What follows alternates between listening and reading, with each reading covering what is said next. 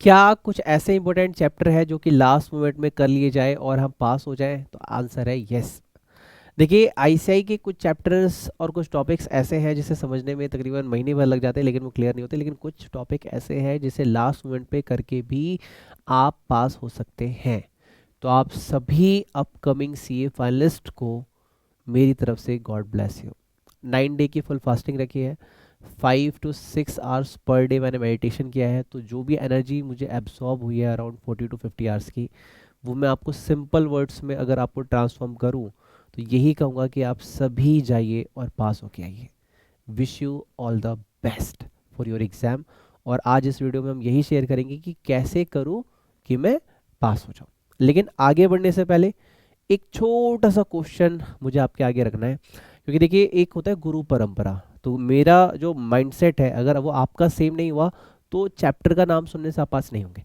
अगर मेरा energy level और आपका एनर्जी लेवल मैच हो गया तो आप पास हो जाएंगे। सबसे पहले तो एक थ्योरी सुनिए छोटी सी, कि पानी जो है वो कभी भी 90 डिग्री सेल्सियस 95 डिग्री सेल्सियस पे वेपोरेट नहीं होता।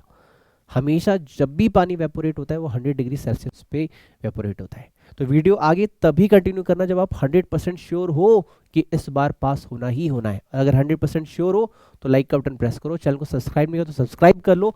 अगर आप 100% श्योर हो कि आप अपकमिंग सीए फाइनलिस्ट हो तो तभी करना सब्सक्राइब जब आपको श्योरिटी है।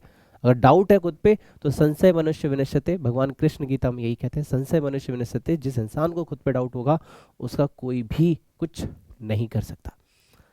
अगर आप 100% रेडी हो so this video for you. Okay, तो बात करते हैं सर इंपॉर्टेंट चैप्टर्स की, ज़्यादा टाइम ना लेते हुए। देखिए सबसे पहले अगर हम बात करें तो हम क्या करते हैं, अकाउंट की बात कर लेते हैं, राइट। अकाउंट, सर अकाउंट में इंपॉर्टेंट चैप्टर बताओ। तो देखिए सबसे पहले आप ईएस पिक कर लीजिए, ईएस के बाद आप हायर परचेज पिक कर लीजिए, इंश्योरेंस क्लेम पिक कर लीजिए, बोनस का टॉपिक पिक कर लीजिए, ठीक है। आप प्री पोस्ट ये टॉपिक पिक कर लीजिए, ठीक है। सिंगल एंट्री ये टॉपिक पिक कर लीजिए, कैश फ्लो ये टॉपिक पिक कर लीजिए। अगर मैं इंपॉर्टेंट चैप्टर की बात करूँ, अगर आप कहो कि सिर्फ मुझे पास होना है तो आप इतना करके भी पास हो सकते हैं। This is true and this is the easiest topic you can do with in 1 or 2 day hardly. Okay okay, बात करते हैं नेक्स्ट टॉपिक की। सर लॉ के अंदर बताओ। ओके, लॉ का सुनना है आपको पास होने का, ठीक है। सबसे पहले other law, other law. Sir लेकिन एक बात बताओ हम इसे करेंगे कैसे, मैं वो भी बता देता हूँ, डोंट वरी। अदर लॉ आप एक दिन में कर सकते हो, आपका 40 मार्क्स यहाँ पे कवर अप हो जाता है। अदर लॉ से इजी लॉ में कुछ भी नहीं है पास होने के लिए। सर ये कैसे कर सकते हो, तो मैंने इसके लिए आपके लिए एक विघ्नता लिस्ट बना रखी है। विघ्नता लिस्ट का मतलब होता है the important questions from study mat, past year question, RTP and MTP, उसको प्लस लेटेस्ट आरटीपी एमटीपी को कर लो तुम पास हो जाओगे। विनरता लिस्ट कैसे मिलेगी उसका आंसर भी देता हूँ। जो चैनल का नाम दिख रहा है सीए ड्रीमर्स दी एवेंजर, जिसको अभी अभी आपने 100% बोल के सब्सक्राइब किया है, सेम यही नाम आप टेलीग्राम पे सर्च करेंगे सीए ड्रीमर्स दी एवेंजर, आपको मिल जाएगा। ये डिस्क्रिप्शन बॉक्स में लिंक है, उसे आप चेकआउट करके स्पेलिंग आप सर्च कर लेना, आपको मिल जाएगा। और देखो तो व्हाट्सएप मैसेज कर देना, मुझे जैसे टाइम मिलेगा मैं ग्रुप का लिंक आपको दे दूंगा, आप वहाँ से जाके अपने इंपॉर्टेंट चैप्टर्स कर सकते हैं। मैंने तो उसमें सारे दे रखे हैं, सारे हो जाए तो बहुत बढ़िया, वरना ये वाले तो खरीद लेना, ठीक है। लॉ की अगर हम बात करें तो लॉ में मेरे दोस्त, लॉ तो आपका देखो चारों चैप्टर 40 मार्क्स है, इसमें तो मैं इंपॉर्टेंट बोलूँगा नहीं। कंपनी लॉ के लिए अगर आप मेरे से पूछें, अकाउंट का टॉपिक इंपॉर्टेंट, ठीक है, अकाउंट वाला टॉपिक इंपॉर्टेंट है। आपका ऑडिट का टॉपिक इंपॉर्टेंट है। आप डिविडेंड का टॉपिक बोलो इंपॉर्टेंट है। आपका मीटिंग का टॉपिक इंपॉर्टेंट है। आपका प्रोस्पेक्टस का टॉपिक इंपॉर्टेंट है। अगर आप इतना कर लो तो आप पास हो जाओगे। अगर आपका क्वेश्चन है सिर्फ मुझे पास होना है तो yes, if you done this you can pass. आगे बढ़ने से पहले एक छोटा सा मोटिवेशनल पॉइंट मुझे डिस्कस करना है। दो स्टूडेंट सीए कर रहे थे, दोनों ने एक साथ अपना सीए स्टार्ट किया। एक बच्चा चार्टर्ड अकाउंटेंट बन गया और उसी फॉर्म में उसका दोस्त अभी भी काम कर रहा है, वो नहीं बना। दोनों एक बार समोसे खा रहे होते हैं, बोलते हैं भाई एक बात बता यार, दोनों ने एक साथ स्टार्ट किया, दोनों एक साथ लंच करते थे, तू बन गया मैं नहीं बना, ऐसा क्यों? तो उसने बोला देख यार, मैं चार्टर्ड अकाउंटेंट आज नहीं बना जिस दिन रिजल्ट आया, मैं चार्टर्ड अकाउंटेंट उस दिन बना जब मैं एग्जाम की प्रिपरेशन कर रहा था। उसने बोला ऐसा कैसे? देख यार, जब तू पढ़ रहा था ना, you are going to go for the safest side, कैसे बस पास हो जाऊं, कैसे बस इंपॉर्टेंट क्वेश्चन देख लूं, कैसे ये कर लूं, बट मैं अपनी तरफ से पूरी मेहनत कर रहा था। तू पास हो रहा था दुनिया को दिखाने के लिए, मैं पास हो रहा था अपने माँ बाप के प्राउड को लाने के लिए। तो अगर तुम सभी का, जितने भी दोस्त ये वीडियो देख रहे हो, अगर तुम्हारा मोटिवेशन ये है कि मम्मी पापा के चेहरे पे प्राउड लाना है, इस बार रिजल्ट लाना है, so definitely I pray for you. Today is the last day of Navratra और कल दशहरा भी है। मैं आपके लिए पूरी प्रे करूंगा कि आप सभी पास हो जाए। आज की मेडिटेशन से पहले मैंने ये वीडियो शूट क्या कर रहा हूँ मैं, और मेडिटेशन होने के बाद आप सबका नाम पढ़ूंगा। कमेंट बॉक्स में जाके लिखना, for my parents proud I am C A finalist, for my parents proud I am C A finalist, for my parents proud I am C A finalist. और आपको कोई अगर निक नेम वगैरह, आप ना रॉन्ग आईडी से कई बार YouTube channel चलाते हो, तो ओरिजिनल नेम लिख देना, राहुल, सोनिया, जो भी आपका ओरिजिनल नाम हो वो लिख देना, ताकि मैं आपका नाम के साथ पढ़ूँ। मैं सारे ना पूजा होने के बाद जब हवन कंप्लीट होता है तो मैं सारे मैसेज चेक करता हूँ, जितने भी नाम होते हैं मैं उनको God bless you, God bless you, हे माँ इसको पास करा देना, हे परमात्मा इसको पास करा देना, हे माँ इसको पास करा देना, बहुत दिल से बोलता हूँ। इतनी तेज वाइब्रेशन देता हूँ, सबको नहीं, हाँ, लेकिन जितना भी लेटेस्ट कमेंट होता है मैं उन सबको, तो जितने भी लेटेस्ट कमेंट आएंगे मैं सबके लिए ब्लेसिंग करूँगा कि आप सभी पास हो जाए। देखिए ये हो गया आपका लॉ। ओके, लॉ के बाद अगर हम बात करें कॉस्ट की, अगर सिर्फ पास होने की बात करें तो देखिए standard marginal budget, material, labour, overhead, ठीक है। उसके बाद सर ये तो आप बोल रहे हो, मैं आपको बता रहा हूँ ना। इसके बाद आप ये सकते हो प्रोसेस, प्रोसेस कॉस्टिंग, इसमें जॉब एंड बैच साथ के साथ समझ लीजिए ना, ठीक है।